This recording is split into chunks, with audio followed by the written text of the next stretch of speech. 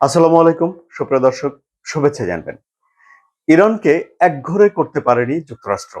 যদিও যুক্তরাষ্ট্র এই আর্থিক অভিযান পরিচালনা করছে বা নিষেধাজ্ঞা ঘোষণা করেছে ইরানকে একঘরে করার জন্য, কিন্তু এখন প্রকাশ্যেই ইরানের বন্ধুরা ইরানের পাশে এসে দাঁড়াচ্ছে।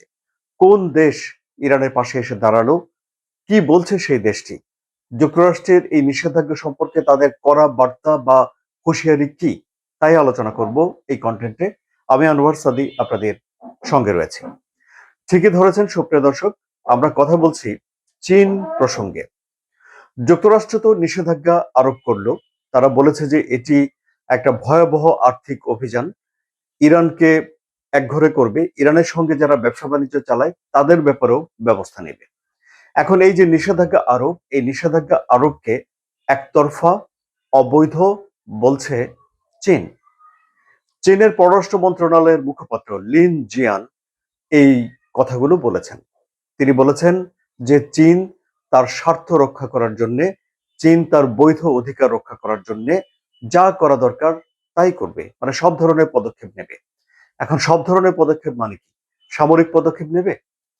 চীন কি তার জাহাজগুলো দিয়ে এসকর্ট করে ইরান থেকে এসে তেল নিয়ে যাবে? কূটনৈতিক পদক্ষেপ তো নেবে, সেটি তো আমরা বুঝতেই পারছি। জাতিসংঘে যদি কোনো রকম আলাপ আলোচনা হয়, সেখানে ইরানের পাশে চীন সবসময় থাকে। আর্থিকভাবে ইরানের পাশে চীন থাকবে, সেটাও আমরা বুঝতে পারছি। তাহলে এখন এই নিষেধাজ্ঞার প্রকাশ্যে বিরোধিতা করলো চীন। চীন যখন প্রকাশ্যে যুক্তরাষ্ট্রের এই নিষেধাজ্ঞার বিরোধিতা করে, তখন তো আর ইরানকে একঘরে করা হলো না। অর্থাৎ ইরানের পাশে তো চীন রয়ে গেল। এখন রাশিয়া কি করে সেটা দেখার ব্যাপার। আরো বেশ কিছু দেশকে ইরান ম্যানেজ করতে পারে কিনা, সেসব দেশগুলো কি করে সেটাও একটা ব্যাপার। আবার আরব বিশ্বের যে দেশগুলোকে হামলার একটা হুমকি দিয়ে রেখেছে ইরান, যে যদি তারা ডোনাল্ড ট্রাম্পের কথা অনুযায়ী এই অর্থনৈতিক যুদ্ধে অংশগ্রহণ করে, তাহলে ইরান ব্যবস্থা নেবে। এই হুমকি পেয়ে আরব বিশ্বের দেশগুলো কি করে সেটাও একটা দেখার ব্যাপার।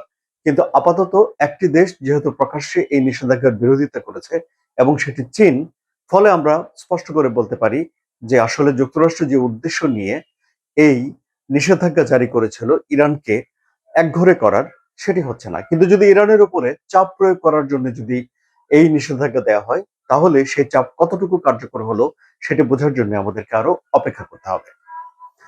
এখন ধরুন, এর আগেও এই চীনের পক্ষ থেকে এটি বলা হয়েছে যে ইরানের সঙ্গে চীনের যে সম্পর্ক, এই সম্পর্ক আন্তর্জাতিক আইন দ্বারা নির্ধারিত, আন্তর্জাতিক আইন দ্বারা নিয়ন্ত্রিত, এটি তাদের বৈধ সম্পর্ক। এই সম্পর্কের মধ্যে বাধা তারা মেনে নেবে না। আবার ইরানও বলছে যে তার বন্ধু দেশগুলো যুক্তরাষ্ট্রের এই নিষেধাজ্ঞাকে মানে না। কিন্তু এটাও সত্য যে তেল রপ্তানির উপরে যে নিষেধাজ্ঞা আরোপ করা কিংবা যে ব্যারিকেড, অবরোধ, নৌ অবরোধ দিয়েছে যুক্তরাষ্ট্র, তারপর চীনে কিন্তু ইরানের তেল বিক্রি কিছুটা কমেছে।